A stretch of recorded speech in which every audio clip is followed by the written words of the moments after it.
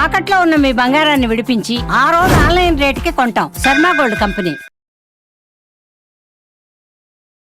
అంతర్జాతీయ రాజకీయాల్లో సంచలనాలు, అమెరికా వేదికగా సాగుతున్న ట్రంప్ మార్క్ నిర్ణయాలు ఇప్పుడు ప్రపంచ దేశాల గుండెల్లో వణుకు పుట్టిస్తూ ఉన్నాయి. అటు సుప్రీంకోర్టు షాక్ ఇచ్చినా, ఇటు తాను అనుకున్నదే చేస్తానంటూ ట్రంప్ తీసుకున్న మొండి నిర్ణయం ఇన్వెస్టర్లను కలవరపెడుతోందని చెప్పుకోవచ్చు. ఫలితంగా సేఫ్ హెవెన్ గా భావించే బంగారం ధరలు రాకెట్లా దూసుకుపోతూ ఉన్నాయి.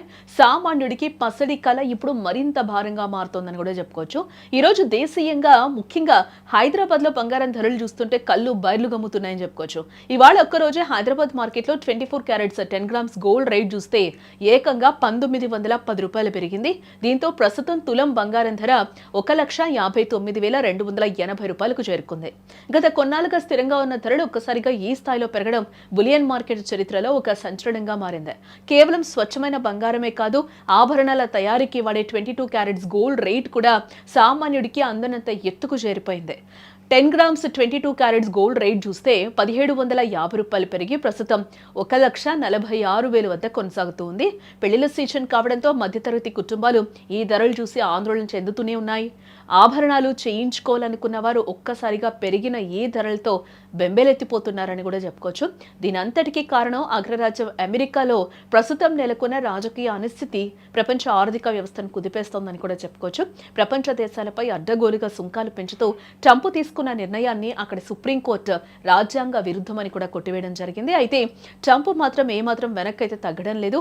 కోర్టు తీర్పును సవాల్ చేస్తూనే భారత్ వంటి దేశాలపై సుంకాలు కొనసాగుతాయని ఆయన స్పష్టం చేస్తూ ఉన్నాడు.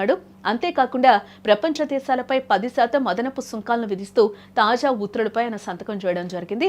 ఈ మొండి వైఖరితో అంతర్జాతీయ వ్యాపార వర్గాల్లో ఒకంత ఆందోళన మొదలైందని చెప్పుకోవచ్చు.